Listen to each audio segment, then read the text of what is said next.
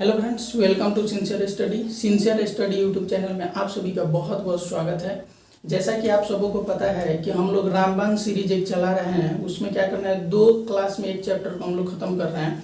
तो आज हम लोग का चौथा क्लास है, यानी कि हम लोग दूसरे चैप्टर का आज लास्ट क्लास लेने वाले हैं। दूसरा चैप्टर हम लोग डेसिमल फ्रैक्शन का चालू किए थे, उसका एक क्लास हम लोग कंप्लीट कर चुके हैं और आज उसका दूसरा यानी लास्ट क्लास है। चलिए देखते हैं उसमें हम लोग डेसिमल फ्रैक्शन में क्या क्या सीख चुके थे कि सबसे बड़ी भिन्न को पहचानना और सबसे छोटी भिन्न को पहचानना। उसी में हम लोग आज आगे बढ़ाते हैं और आज हम लोग देखेंगे कि आरोही क्रम में, जैसे अगर 3-4 भिन्न दे दे और बोले कि इसको आरोही क्रम में सजाइए या अवरोही क्रम में सजाइए, बढ़ते क्रम या घटते क्रम में सजाइए, तो हम लोग उस टाइम सबसे पहले पहचानना हम लोग को पड़ेगा कि कौन सा भिन्न बड़ा है कौन सा छोटा है, तभी तो हम लोग उसको सजा पाएंगे। चलिए क्वेश्चन के माध्यम से हम लोग समझते हैं। आज का पहला क्वेश्चन हम लोग देखते हैं क्या है कि दिया हुआ निम्नलिखित भिन्नों को अवरोही क्रम में व्यवस्थित कीजिए। हम लोग को देखिए क्या है, अवरोही क्रम और आरोही क्रम। तो अवरोही क्रम का मतलब होता है घटते क्रम में सजाना, यानी सबसे बड़ा भिन्न सबसे पहले आएगा और सबसे छोटा भिन्न सबसे लास्ट में आएगा। और आरोही क्रम का क्या मतलब होता है, बढ़ते क्रम। इसको मैं यहाँ पे लिख दे रहा हूँ, ठीक है। आरोही क्रम का मतलब होता है बढ़ते क्रम। बढ़ते क्रम में यानी छोटा से बड़ा, ठीक है, ये यानी क्या होगा, छोटा से बड़ा, ठीक है। एक होता है अवरोही क्रम। अवरोही क्रम का मतलब क्या होता है, घटते क्रम, ठीक है। घटते क्रम, और घटते क्रम का मतलब क्या होता है, बड़ा से छोटा। तो अब हम लोग चलते हैं क्वेश्चन पे। क्वेश्चन हम लोग का क्या बोल रहा है कि निम्नलिखित भिन्नों को अवरोही क्रम में व्यवस्थित करें, यानी हम लोग को क्या करना है, घटते क्रम में सजाना है, यानी सबसे बड़ा भिन्न पहले, ठीक है। देखिए क्या दिया हुआ है, एक दिया हुआ है 5/6, 5/6 दिया है, 3/7 दिया हुआ है, उसके बाद दिया हुआ है 8/9 और एक लास्ट में दिया हुआ है 3/14, ठीक है। इसको हम लोग क्या करना है कि घटते क्रम में लिखना है, ठीक है, यानी सबसे बड़ा भिन्न को सबसे पहले लिखना है। देखिए यहाँ चीज हम लोग सबसे पहले इसको देख लेते हैं कि 7 और 14 मतलब ये कटने वाला है, तो इसको हम लोग एक जगह लिख लेंगे और 6-9 को एक जगह। जैसे में देखिए हम लोग यहाँ कर लेते हैं 5/6 और इसका पेयर यहाँ पे लिख दे रहे हैं 8/9। वैसे आप लोग एलसीएम मेथड से भी इसको कर सकते हैं, लेकिन एलसीएम मेथड में क्या होगा, बहुत लंबा हो जाएगा, तो एलसीएम मेथड मत कीजिए। क्रॉस मल्टीप्लिकेशन भी कर सकते हैं, उससे भी आसान होगा। पहले हम लोग इसको एक जगह कर लेंगे ताकि कैलकुलेशन ज़्यादा नहीं करना पड़ेगा, ठीक है। अब हम लोग इन दोनों को क्रॉस मल्टीप्लिकेशन करते हैं। देखिए हम लोग क्या करते हैं, इसको काट देंगे, 7 एकम 7 और 7 दूना 14, कट दिया। यहाँ से जब हम लोग गुना करेंगे, क्रॉस मल्टीप्लिकेशन इसमें करेंगे और इसमें करेंगे, तो ये हो जाएगा 3 दूना 6 और ये होगा 3 एकम 3, यानी इन दोनों में बड़ा कौन होगा भिन्न, तो इन दोनों में बड़ा हो गया ये वाला 6 वाला, 3 से 6 बड़ा है ना, तो ये वाला भिन्न हम लोग का इन दोनों भिन्न में सबसे बड़ा कौन सा भिन्न हो गया, इन दोनों में भिन्न हो गया 3/7 बड़ा। अब देखिए हम लोग यहाँ पे देखेंगे तो हम लोग काटते नहीं है, डायरेक्ट करते हैं, ठीक है। 9×5 = 45 और यहाँ पे 8×6 = 48 हो जाएगा, ठीक है। यहाँ पे तो 45 48 में 48 बड़ा, यानी यहाँ पे कौन सा भिन्न बड़ा हो गया, 8/9 बड़ा हो गया, ठीक है। अब देखिए इधर ये बड़ा हो गया, इन दोनों में ये बड़ा हो गया, तो हम लोग को सबसे बड़ा चुनना होगा ना, तभी तो हम लोग घटते क्रम में लिखेंगे। तो सबसे बड़ा चुनने के लिए हम लोग क्या करेंगे, अब इन दोनों को देखेंगे, तो 7×8 = 56 हो जाएगा। इधर क्रॉस करके गुना करेंगे तो, ठीक है। इसको नहीं लिखते हैं, नहीं तो बहुत ज़्यादा लाइन हो जाएगा तो समझ में नहीं आएगा। इसको हम लोग गुना करेंगे, 7×8 = 56 और इधर 29 27 हो जाएगा, यानी इन दोनों में कौन बड़ा होगा, 56 वाला बड़ा होगा, यानी 8/9। हम लोग को सबसे बड़ा भिन्न मिल गया 8/9। हम लोग क्या करना है, घटते क्रम में जाना है, यानी सबसे बड़ा पहले लिखना है, तो सबसे बड़ा हम लोग लिख चुके हैं। अब देखिए इसका काम खत्म हो गया, यहाँ पे इसको हम लोग अब काट देंगे। अब बच गया हम लोग बस 3, 1 2 और 3, इन दोनों में देखना है। देखिए इसमें इन दोनों में ये बड़ा है और इन दोनों में ये बड़ा है, ठीक है। तो अब हम लोग क्या करते हैं, इसको एक बार इससे हम लोग देख चुके हैं, तो यानी सबसे बड़ा 8/9 आ गया। अब इसको एक बार हम लोग इससे देख लेते हैं, जैसे 3/7 वाला तो हम लोग देख चुके हैं, 3/7, जैसे 8/9 सबसे बड़ा हो गया। इसके बाद 3/7 बचा, तो इधर 8/9 से तो हम लोग कंपेयर कर चुके हैं। एक बार 5/6 से कंपेयर कर लेंगे 3/7 को, तो हम लोग को पता चल जाएगा कि कौन सा होगा। तो देखिए इसमें देखेंगे तो अगर क्रॉस मल्टीप्लीकेशन ऐसा ज़्यादा होगा ना, तो यहाँ पे लिख दे रहे हैं अलग से, नहीं तो आप लोग कंफ्यूज हो जाइएगा। इधर लिखे हम 5/6 और क्या है 3/7, इन दोनों में जब हम लोग देखेंगे तो कितना हो जाएगा, 7×5 = 35 और इधर कितना हो जाएगा 36×18, यानी दोनों में कौन बड़ा, 5/6 बड़ा हो जाएगा ना, 35 बड़ा है तो यहाँ पे दूसरा कौन सा हम लोग के पास आ जाएगा 5/6। ठीक है, अब देखिए हम लोग के पास ये भी 5/6 का भी काम खत्म। अब हम लोग के पास बच गया कौन सा, 3/7 और 3/14। 3/7 और 3/14 में कौन बड़ा था, 3/7 बड़ा था, हम लोग पहले से ही पता है। तो 3/7 यहाँ पे लिखेंगे और उसके बाद सबसे लास्ट में कौन सा हो जाएगा 3/14। ठीक है, तो ये हम लोग का सही क्रम हो जाएगा, घटते क्रम में हो गया, यही हम लोग का राइट आंसर होगा। और ये ऑप्शन नंबर ए में दिया हुआ है 8/9, 5/6, 3/7 और 3/14। ठीक है, ये हम लोग का राइट आंसर हो जाएगा। चलिए अब देखते हैं नेक्स्ट क्वेश्चन। चलिए देखते हैं हम दूसरे क्वेश्चन को। ठीक है, इसको हम लोग मिटा देते हैं।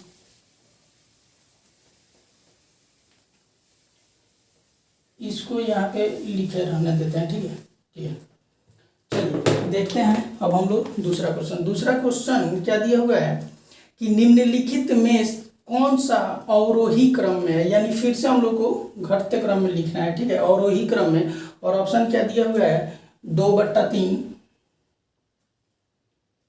2/3 और उसके बाद ये 3/4, 3/4, ये 4 है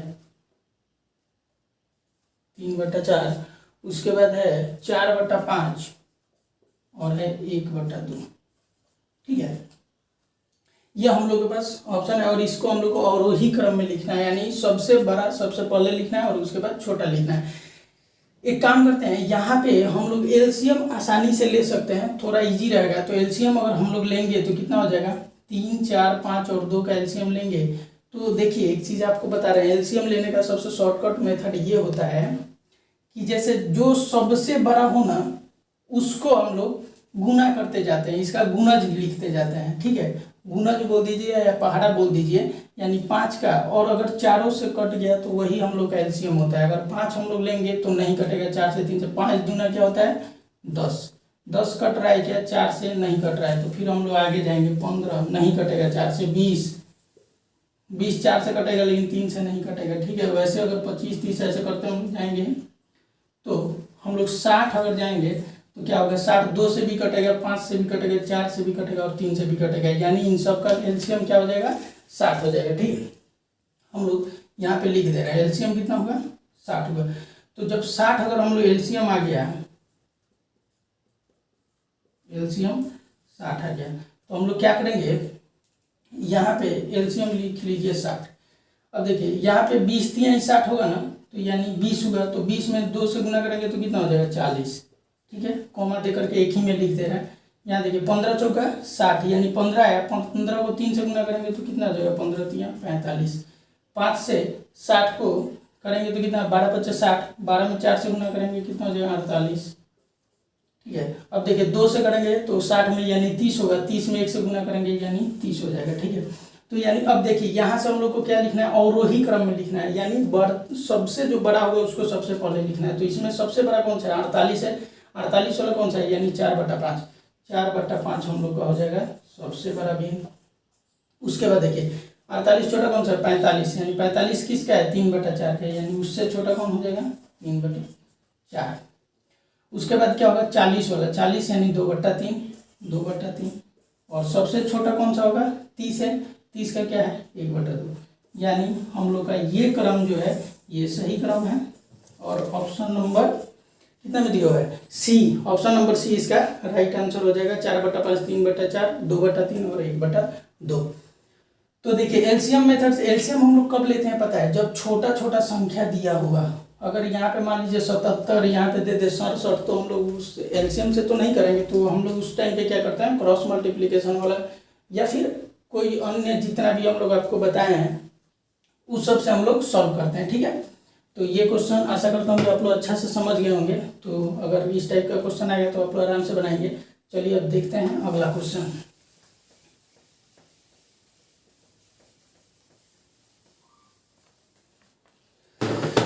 अगला क्वेश्चन दिया हुआ है कि दी गई संख्याओं में से किसका आरोही क्रम सही है। ठीक है, आरोही क्रम पूछ रहा है, क्या है आरोही क्रम। तो आरोही क्रम यानी हम लोग को क्या करना है, बढ़ते क्रम में आरोही क्रम यानी कि बढ़ते क्रम में लिखना है। बढ़ते क्रम में लिखना है यानी सबसे छोटा जो भिन्न होगा उसको सबसे पहले लिखना है और जो सबसे बड़ा होगा उसको सबसे लास्ट में लिखना है। ठीक है, तो हम लोग क्वेश्चन देखते हैं। क्वेश्चन में क्या दिया हुआ है 5/6, ठीक है, और दूसरा दिया हुआ है 3/5 और दिया हुआ है 7/9। ठीक है, ये दिया हुआ है और इसमें हम लोग को क्या बोल रहा है कि आरोही क्रम में लिखना है। ठीक है, सबसे छोटा जो होगा उसको पहले लिखना है। तो हम लोग क्या करेंगे, इन सब में से सबसे बड़े वाले को हम लोग पहले चेक कर लेते हैं कौन है सबसे बड़ा।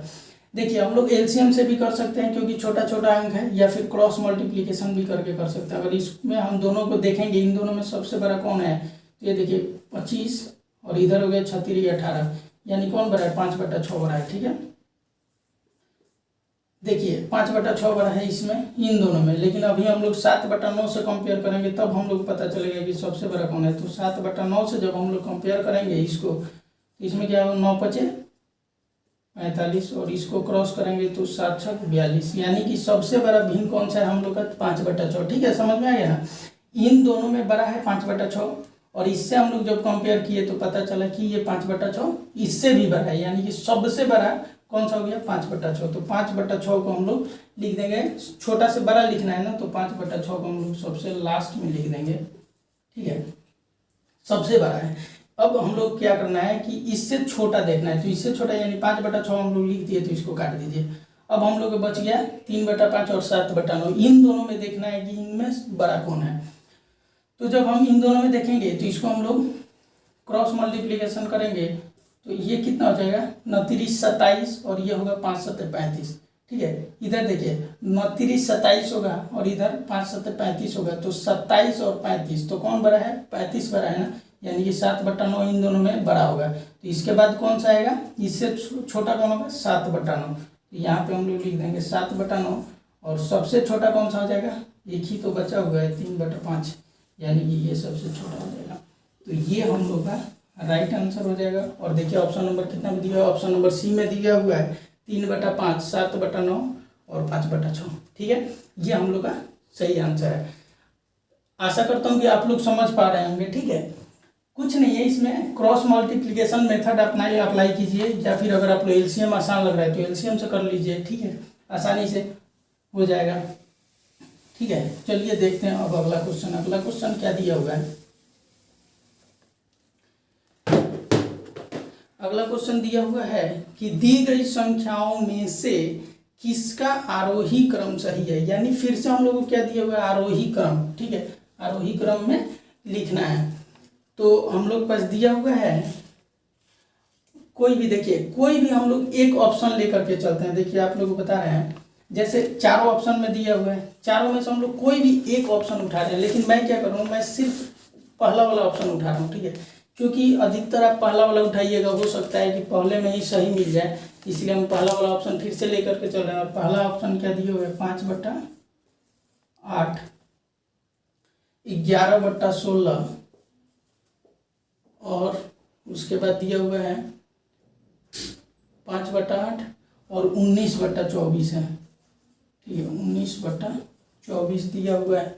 और इसमें से हम लोग को देखना है कि क्या करना है, इसको आरोही क्रम में व्यवस्थित करना है, यानी सबसे बड़ा सबसे लास्ट में होगा। ठीक है, तो सबसे छोटा को पहचान करना है। देखिए यहाँ पे हम लोग अगर चलेंगे तो देखिए एक चीज़, यहाँ पे एलसीएम लेना आसान होगा हम लोग को, क्योंकि ये देखिए सब मल्टीपल में है। तो हम लोग यहाँ पे अगर एलसीएम निकालेंगे तो कितना हो जाएगा, हम आपको एलसीएम का एक शॉर्टकट मेथड क्या बताया कि 24 को जिसमें तीनों में जो सबसे बड़ा हो उसको इन दोनों संख्या से सबसे पहले डिवाइड करके देख लीजिए, अगर कट गया तो एलसीएम वही हो जाता है। तो ये 24 जो है 16 से नहीं कट रहा है, तो हम लोग क्या करेंगे, अब इसके आगे जाएंगे तो 24 दूना कितना होता है 48 होता है। तो अब देखेंगे हम लोग 48 16 से कट रहा है क्या, तो हाँ बिल्कुल कट रहा है। 8 से कट रहा है क्या, जी बिल्कुल कट रहा है, यानी कि हम लोग का एलसीएम क्या हो जाएगा 48 हो जाएगा। जब हम लोग एलसीएम मिल गया 48 तो हम लोग ऐसे लिख देंगे और इससे अब कंपेयर करेंगे।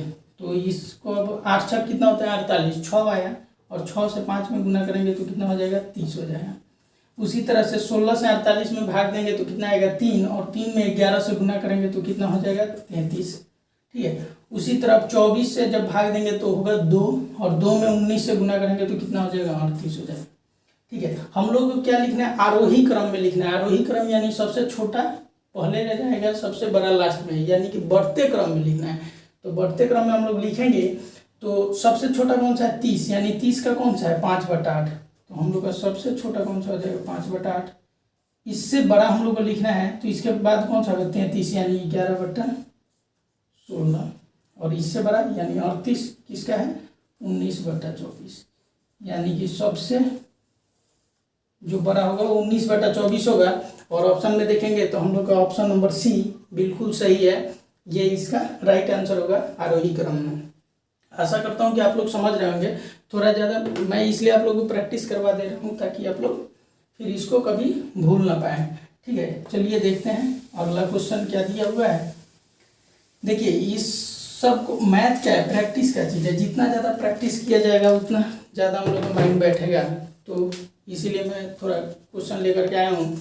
और देखिए अगला क्वेश्चन क्या बोल रहा है कि दी गई संख्याओं के लिए निम्न में से कौन सा आरोही क्रम सही है। फिर से हम लोग को आरोही क्रम यानी बढ़ते क्रम में लिखना है, यानी सबसे छोटा सबसे पहले होगा और सबसे बड़ा वाला लास्ट में होगा। दिया हुआ है क्वेश्चन, देखिए 1/3 0.33 और उसके बाद दिया हुआ है 0.3 दिया हुआ है। ठीक है, ये दिया हुआ है और उसके बाद दिया हुआ है 2/8।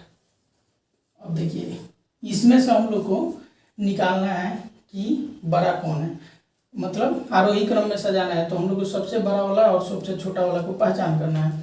तो हम लोग देखेंगे इसमें बड़ा कौन है। ठीक है, ये तो अच्छा, इसका मतलब आप लोग समझ रहे हैं क्या, 1/3 का मतलब क्या होता है, 1/3 का मतलब होता है 0.333, ये कभी खत्म ही नहीं होगा। ठीक है, तो यहाँ पे 0.3 है और यहाँ पे 0.33 है, तो यहाँ से ये तो क्लियर हो गया कि इन दोनों में ये बड़ा है। ठीक है, और इन दोनों में आपसे अगर बड़ा पूछा जाए तो आप लोग बोलिएगा 1/3 बड़ा है। ठीक है, अब देखिए हम लोग के पास बच गया 2/8। इसको अगर हम लोग इससे कंपेयर करेंगे तो हम लोग को पता चल जाएगा कि कौन सबसे बड़ा है। इन दोनों में अगर ये बड़ा निकल गया तो हम लोग इससे कंपेयर आप लोग कर लेंगे। तो 2/8 से जब हम लोग कंपेयर करेंगे इसको, ये देखिए क्रॉस मल्टीप्लिकेशन करेंगे तो यहाँ पे कितना हो जाएगा 8 एकम 8 और 3 दूना 6, यानी इन दोनों में कौन बड़ा हो गया 1/3 ही बड़ा है। तो यानी सबसे बड़ा कौन सा हो गया 1/3। हम लोग लिखना किस में है, आरोही क्रम या आरोही क्रम में। ठीक है, तो आरोही क्रम में जब लिखना है तो यानी सबसे बड़ा को सबसे लास्ट में लिखेंगे। ठीक है, अब इससे पहले हम लोग देखते हैं कि 2/8 में और 0.3 में इन दोनों में सबसे छोटा कौन है। तो देखिए अगर आप लोग इसको भाग दे करके देखिएगा तो कितना हो जाता है 2 यहाँ पे कितना हो जाएगा 0, अगर 20 रखेंगे तो कितना हो जाएगा 8 दूना 16 और 8 45, यानी ये होता है, इसका वैल्यू कितना होता है 0.25। तो यानी ये इससे छोटा होगा। तो इसके पहले कौन सा आएगा 0.3 आ जाएगा यहाँ पे, और सबसे छोटा कौन सा हो जाएगा 2/8। ठीक है, 2/8। तो ये हम लोग का सही आंसर होगा। और देखेंगे ऑप्शन में तो ऑप्शन नंबर ये होगा, और इसमें देखिए आरोही क्रम में सजा दिया यानी सबसे बड़ा वाला लास्ट में है। ठीक है, तो चलिए अब हम लोग देखते हैं अगला क्वेश्चन।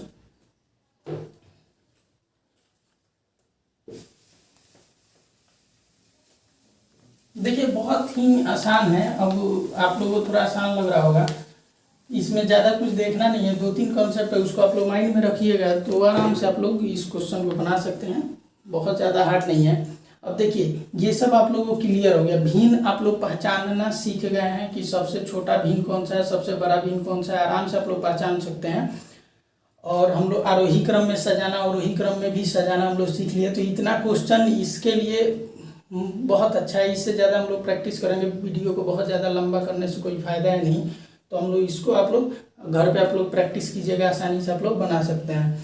चलिए अब हम लोग देखते हैं दूसरे टाइप पे चलते हैं। ठीक है, तो हम लोग इसको भी आप लोग मिटा देते हैं।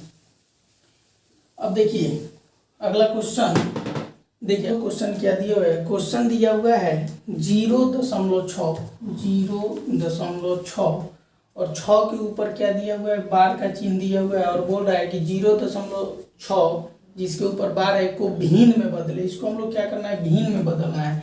ठीक है, तो आपको एक दो चीज़ बता रहे हैं यहाँ पे भिन्न में कैसे बदला जाता है। ठीक है, यहाँ पे आप लोग ध्यान दीजिएगा, जैसे अगर दिया हुआ हो 0.67 और यहाँ पे 6-7 के ऊपर बार लिखा हो तो हम लोग कैसे इसको भिन्न में बदलते हैं। इसको देखिए क्या करेंगे, हम लोग जितना अंक के ऊपर बार का चिन्ह है उतना हम लोग बट्टा के नीचे 9 लिखेंगे। तो कितना अंक के ऊपर है, 2 अंक के ऊपर, तो 2 अंक के तो यानी 9 99 हो जाएगा।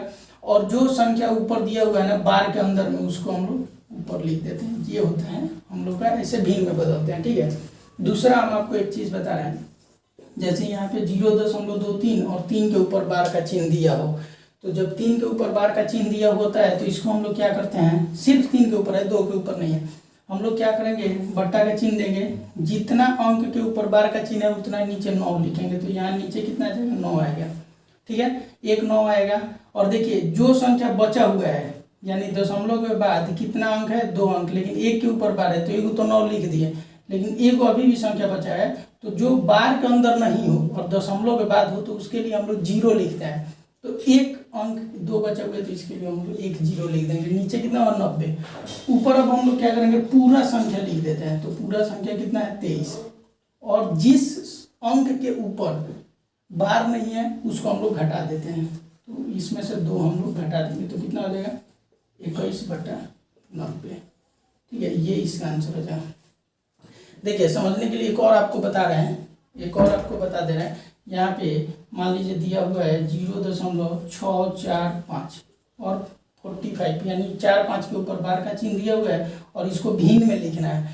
तो हम लोग भिन्न में लिखेंगे तो क्या करेंगे, जितना, देखिए इसको हम लोग यहाँ पे लिख रहे हैं, 1 मिनट, यहाँ पे हम लोग समझ रहे हैं इस चीज़ को। 0.64 और 5 के ऊपर बार का चिन्ह दिया हुआ है तो हम लोग इसको जब लिखते हैं तो कैसे लिखते हैं, देखिए सबसे पहले एक बट्टा का चिन्ह लेंगे और यहाँ पे जितना अंक के ऊपर बार का चिन्ह है उतना हम लोग 9 लिख देंगे। तो यहाँ पे हम लोग 2 9 लिख देंगे, 2 अंक के ऊपर बार का चिन्ह है। अब जो बच जाता है, जितना बार के अंदर नहीं है जो बच जाता है उसके लिए हम लोग 0 लिखते हैं। 0 लगाएंगे तो कितना, 1 अंक बचा हुआ है तो 1 0 यहाँ पे हम लोग लिख देंगे। अब देखिए जो संख्या ऊपर लिखा है उस पूरे संख्या को हम लोग लिख देते हैं। तो 645 हम लोग का, तो देखिए यहाँ पे क्या हो गया, 645 हो गया। और इसमें से हम लोग माइनस किसको करेंगे, जिसके ऊपर बार नहीं दिया हुआ, जो बाहर से बचा हुआ है जो अंक उसको हम लोग, तो देखिए 6 बचा हुआ है ना तो 6 हम लोग लिख देंगे। अब इसको हम लोग घटाएंगे, 645 में से 6 जाएगा तो कितना हो जाएगा, 639, और बट्टा में कितना हो गया, 990। जो हम लोग कटने वाला है उसको काटते हैं, ऐसे करके बनाते हैं। ठीक है, तो ये होता है रूल, आप लोग समझ गए होंगे। अब देखिए हम लोग इस क्वेश्चन को देखते हैं, हम लोग को जो क्वेश्चन दिया हुआ है, देखिए हम लोग क्वेश्चन देखते हैं। ठीक है, इसमें क्या दिया हुआ है कि 0.6 है और उसके ऊपर बार का चिन्ह है। तो हम लोग क्या करेंगे, हम लोग का रूल क्या बोलता है कि सबसे पहले बट्टा का चिन्ह देंगे और जितना अंक के ऊपर बार का चिन्ह है उतना 9 लिखेंगे। तो कितना है, 1 है, तो 1 हम लोग बार का चिन्ह, 1 बार का चिन्ह है और 9 लिख दिए। उसके बाद जो अंक बचता है उसके लिए 0 लिखते हैं। तो यहाँ पे कोई अंक नहीं बच रहा है तो 0 नहीं लिखेंगे। और ऊपर क्या करते हैं, पूरा अंक लिख देते हैं। तो पूरा अंक क्या दिया हुआ है, 6 दिया हुआ है, तो हम लोग 6 लिख देंगे। अब हम लोग क्या देंगे, ऑप्शन में तो ये नहीं है तो इसके लिए हम लोग इसको काटेंगे। ठीक है, तो काटेंगे तो कितना से, 3 दूना 6, नीचे कितना हो जाएगा, 3 का 9, यानी हम लोग का सिंपल भिन्न, साधारण भिन्न क्या होगा, 2/3। ठीक है, आशा करता हूँ कि आप लोग ये बहुत ही अच्छा से समझ गए होंगे। चलिए हम लोग देखते हैं नेक्स्ट क्वेश्चन, तब आप लोग अच्छा से और समझ पाइएगा।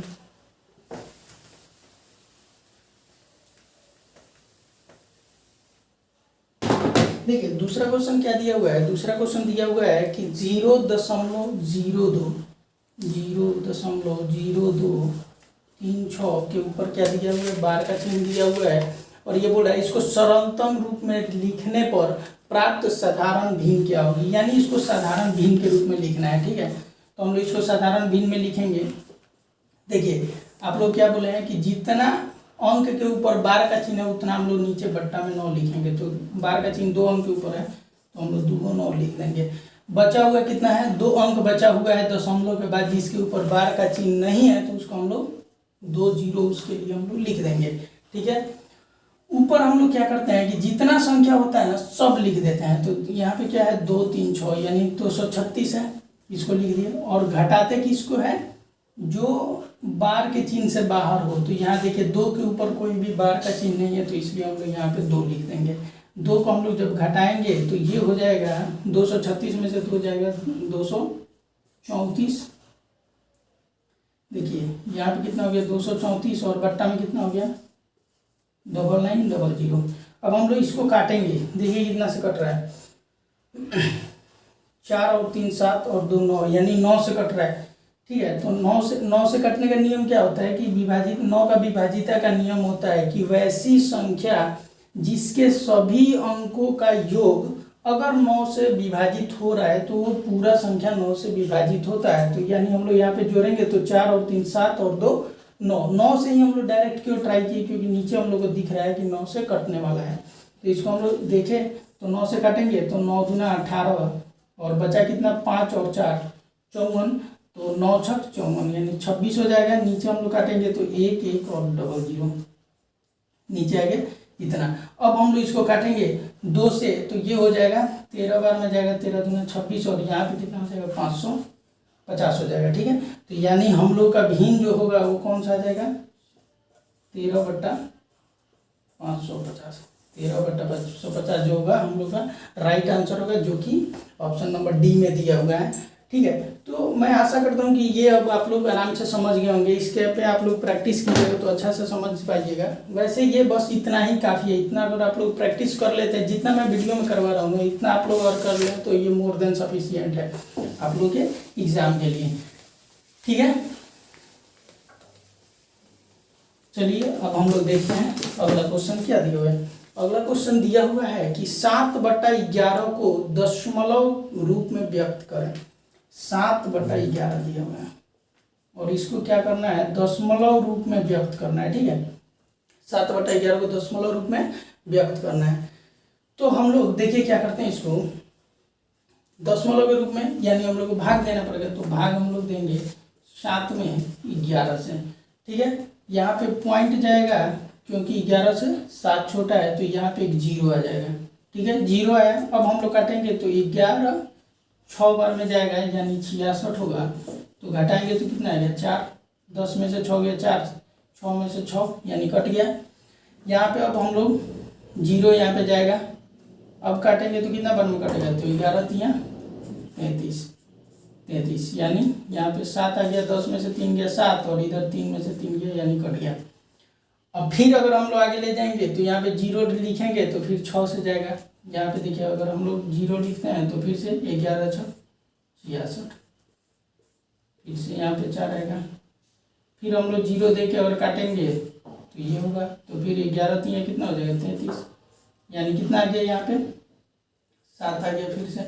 तो देखिए अब क्या होगा, फिर हम लोग 0 देंगे तो 66 6 बार में काटेंगे। तो यानी इसका मतलब क्या है कि 0.636363 ऐसे करके आते चला जाएगा। ठीक है, ये खत्म नहीं होने वाला है। तो हम लोग क्या करते हैं, जब कोई भी संख्या दशमलव के बाद रिपीट होने लगे ना तो उसके ऊपर हम लोग बार का चिन्ह लगा देते हैं। यानी कि इसको हम लोग इसके ऐसे भी लिख सकते हैं 0.63 का मतलब, और उसके ऊपर अगर हम लोग बार का चिन्ह लगा देंगे तो इसका मतलब यही होता है कि अब 63 लगातार जो है रिपीट करते जा रहा है, ये कभी भी नहीं कटने वाला संख्या दिया हुआ है। तो इसका अगर हम लोग दशमलव के रूप में लिखेंगे तो हम लोग इसका कैसे लिख सकते हैं दशमलव के रूप में, इसको हम लोग लिखेंगे 0.63 और उसके ऊपर बार का चिन्ह लगा देंगे।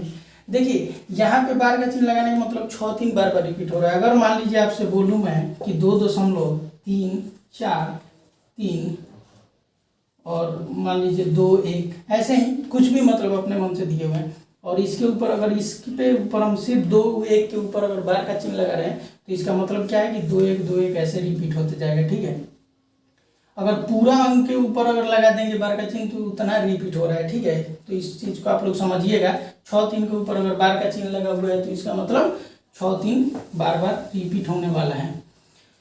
तो इसका ऑप्शन नंबर कितना दिया, सी में दिया हुआ है। ये आप लोग का option number C right answer हो जाएगा। ठीक है, तो आप लोगों को मैं आशा करता हूँ कि आप लोग अच्छा से समझ गए होंगे। तो डेसिमल फ्रैक्शन में जो मतलब एग्जाम के पॉइंट ऑफ व्यू से मोस्ट इम्पॉर्टेंट है पॉइंट, मैं वो सबको कवर कर रहा हूँ। वैसे मैं तो सारे सिंपली मतलब सिंपल तरीका भी आप लोग को बता देता हूँ, जो भी सिंपल भी क्वेश्चन होता है तो हम लोग कवर कर लेते हैं। ठीक है, तो आप लोग ये सब देख करके नोट्स बना लेंगे तो मैं आशा करता हूँ कि आप लोग से एक भी क्वेश्चन नहीं छूटेगा एग्जाम में। तो चलिए अब देखते हैं हम लोग अगला चैप्टर कौन सा चालू करेंगे कल। तब तक के लिए मिलते हैं नेक्स्ट वीडियो में, तब तक के लिए बाय बाय।